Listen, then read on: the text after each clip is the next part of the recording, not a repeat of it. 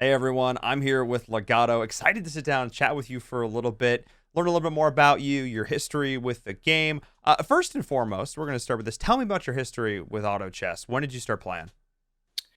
I started playing Dota Auto Chess a little 2 or 3 years ago, and then um, I started playing the mobile version when when Dragon Nest made their standalone client. I started playing that near the very back end of season one, so I think I only got to like Rook one in the first season, and then played considerably more season two onward.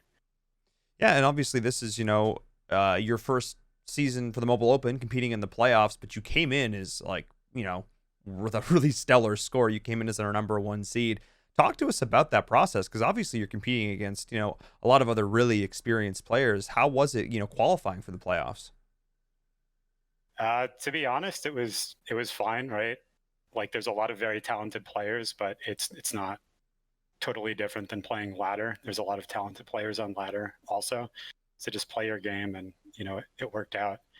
I actually I started playing late in the Open Cups.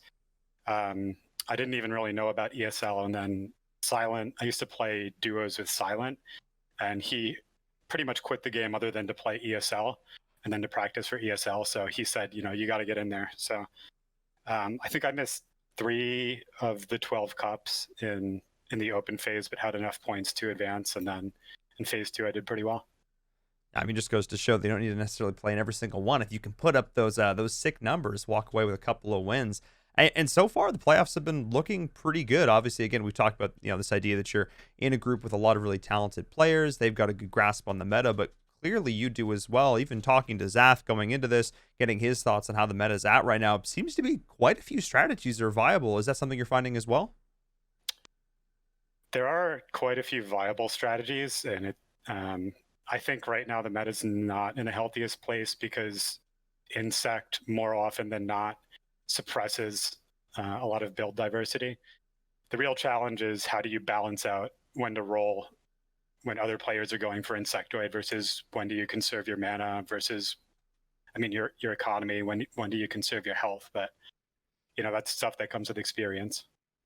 For sure. Yeah. And again, the game is constantly changing and updating. And hopefully, feedback like this from the community is going to allow them to push it forward. Because, again, there are quite a few builds that are good. But again, it's all about, in the Insectoid's the one right now. It's how do you look to beat that? What are the options around that? Especially if a ton of players are trying to go it all at once, then it weakens the overall strength of the build. So, again, there's a lot of, high level things that you obviously have to be thinking about there. It sounds like, though, you're looking at this from a very analytical standpoint. It sounds like you've given a lot of thought to it. This doesn't strike me as the first game either in this genre or sort of like that you've played before. It sounds like you've spent a lot of time sort of thinking about the mechanics of a game like this.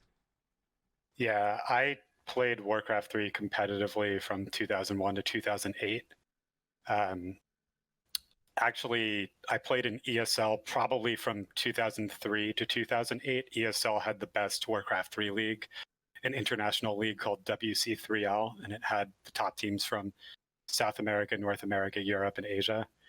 Um, so that was like a team-based format, and I played in that for 2 or 3 years, and then I coached in that until 2008. So I have a pretty Long extensive history. background with strategy games. Yeah.